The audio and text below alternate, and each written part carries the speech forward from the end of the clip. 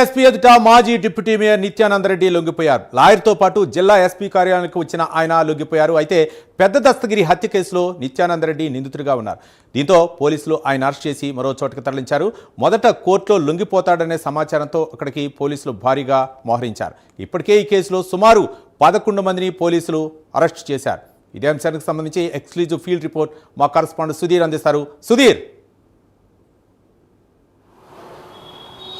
Right Ravi, ముఖ్యంగా చూసుకుంటే కనుక ఏదైతే ఆలంకన్పల్లి పెద్ద దస్తగిరెడ్డి హత్య కేసుకు సంబంధించి దీంట్లో నిందితుడిగా ఉన్నటువంటి మాజీ డిప్యూటీ మేయర్ అయినటువంటి నిత్యానంద రెడ్డి ఇవాళ జిల్లా ఎస్పీ ఎదుట కూడా లొంగిపోవడం జరిగింది. అయితే ముఖ్యంగా చూసుకుంటే కనుక పోయిన నెల 6వ తేదీ జాతర సందర్భంగా పెద్ద దస్తగిరెడ్డిని కొంతమంది యువకులు పూర్తిస్థాయిలో కూడా కత్తితో పోట్లతో చంపడం జరిగింది. ఈ నేపథ్యంలో కూడా అప్పటి నుంచి దాదాపుగా 11 మంది కూడా పరారైన పరిస్థితి ఉంది. అయితే ఏదైతే హత్య జరిగిన అనంతరం కూడా 11 మంది నిందితులను పోలీసులు అరెస్ట్ చేయడం జరిగింది. అరెస్ట్ చేసిన అనంతరం కూడా 11 మందిని కూడా విచారణ చేపట్టడం జరిగింది. ఈ విచారణలో విస్తుపోయే నిజాలు కూడా బయటపడ్డాయని చెప్పుకోవచ్చు. అందులో భాగంగా ఎవరైతే దస్తగిరిని హత్య చేశారో ఆ నిందితులు కూడా పూర్తిస్థాయిలో కూడా ఇందులో ఏదైతే కడప మాజీ డిప్యూటీ మేయర్ అయినటువంటి నిత్యానందకు హస్తం ఉందని చెప్పి వాళ్ళైతే వాంగ్మూలం పోలీసులకు ఇవ్వడం జరిగింది. అలాగే ఏదైతే హంతకులు చంపిన అనంతరం కూడా ఆ మరుసటి రోజు ఏదైతే డిప్యూటీ మేయర్ నిత్యానంద రెడ్డి ఇంటికి వెళ్లారనే నేపథ్యంలో కూడా పోలీసులు ఆరోపిస్తున్న పరిస్థితి ఉంది. అయితే ముఖ్యంగా దాదాపు పోయిన నెల నుంచి ఇప్పటి వరకు చూసుకుంటే కనుక మాజీ డిప్యూటీ మేయర్ నిత్యానంద రెడ్డి పూర్తిస్థాయిలో పరారైన పరిస్థితి కనపడుతుందని చెప్పుకోవచ్చు. అయితే మరోపక్క పోలీసులు అయితే కనుక అనేక టీములుగా ఏర్పడడం జరిగింది నిత్యానంద రెడ్డి పట్టుకునేదానికి.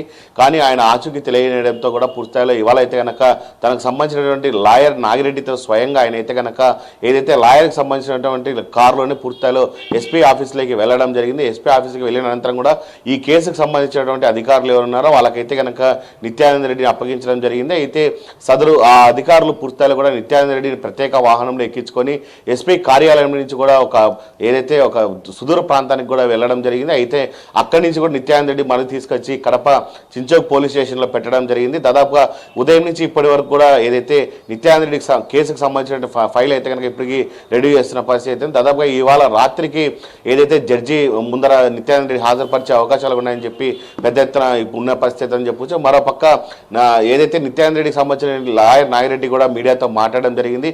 అసలు నిత్యానంద రెడ్డికి అసలు దస్తగిరెడ్డికి ఎటువంటి లావాదేవీలు లేవు. కేవలం ఆ నిత్యానంద రెడ్డిని ఈ కేసులో ఇరికించాలనే ఉద్దేశంతోనే పోలీసులు ఇరికిచ్చారని చెప్పి ఆయన చెప్పడం జరుగుతుంది. నిత్యానంద రెడ్డి వ్యక్తి అనే వ్యక్తి ఒక రాజకీయ నాయకుడు, ఒక పొలిటికల్ లీడర్ అనే వాళ్ళ ఇంటికి ఎవరైనా వస్తూ ఉంటారు, పోతూ ఉంటారు.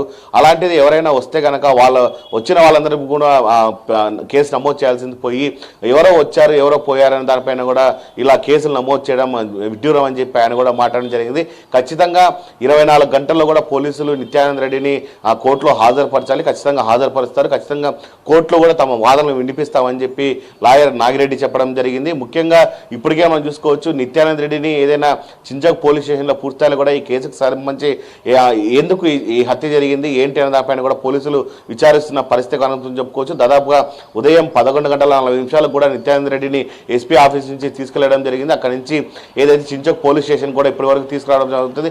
దాదాపు ఇప్పటికి మనం సాయంత్రం 5 గంటలు అవుతుంది, అంటే సుమారుగా 4 గంటల పైన అయితే కనుక నిత్యానంద రెడ్డిని ఇప్పటికీ అక్కడ ఉన్నటువంటి ఎవరైతే చించోక్ పోలీస్ స్టేషన్కి సంబంధించిన అధికారులు కూడా విచారిస్తున్న పరిస్థితి అని చెప్పుకోవచ్చు. రాత్రి జడ్జి ఎదుట నిత్యానంద రెడ్డి హాజరుపరిచే అవకాశాలు ఉన్నాయి. జడ్జి దాదాపుగా ఆయనకు రిమాండ్ విధిస్తుందా లేకుంటే ఆయనకు సంబంధించిన లాయర్లు వాదిస్తారా అనే దానిపైన అయితే కనుక సర్వత్రా ఉత్కంఠ అయితే ఇక్కడ కనిపిస్తుందని మనం చెప్పుకోవచ్చు. రవి రైట్ సుధీర్, మొత్తానికైతే మాత్రం దస్తగిరి హత్య కేసులో ప్రధాన నిందితుడిగా అయితే మాత్రం నిత్యానంద రెడ్డి ఉన్నాడనేటటువంటి ప్రధాన ఆరోపణలు ఈ రోజు అయితే మాత్రం అరెస్ట్ చేయడం జరిగింది.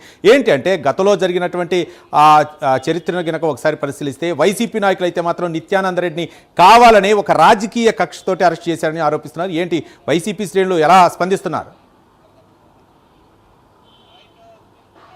రైట్ రవి, ముఖ్యంగా మనం చూసుకోవచ్చు ఇటు పోలీసులు కూడా ఏదైతే మరోపక్క ఎవరైతే దస్తగిరి చనిపోయారో వాళ్ళ ఇంటిని కూడా పూర్తిస్థాయిలో పరిశీలించడం జరిగింది. దాదాపుగా ఆ ఇంట్లో దాదాపుగా 100 కోట్లకు పైనకు సంబంధించినటువంటి ల్యాండ్ సెటిల్మెంట్కి సంబంధించిన డాక్యుమెంట్లు స్వాధీనం చేసుకోవడం జరిగింది. అయితే ఏదైతే దస్తగిరి ఇంట్లో ల్యాండ్ డాక్యుమెంట్ స్వాధీనం చేసుకున్నారో అప్పటి నుంచి కూడా పూర్తిస్థాయిలో ఈ కేసు ఖచ్చితంగా నిత్యానంద రెడ్డికి సంబంధం ఉందని చెప్పి పోలీసులు మొదటి నుంచి అనుమానిస్తున్న పరిస్థితి ఉంది. అయితే ముఖ్యంగా ఎవరైతే నిందితులు ఉన్నారో చంపిన అనంతరం ఆ రోజు ఉదయం నిత్యానంద రెడ్డికి ఇంటికి వెళ్ళడం, నిత్యానందతో మాట్లాడడం, అక్కడి నుంచి పూర్తిస్థాయిలో కూడా నిందితులు పరాయన పరిస్థితి, అది పోలీసులు గట్టిగా చెప్తున్న పరిస్థితి అయితే ఉంది.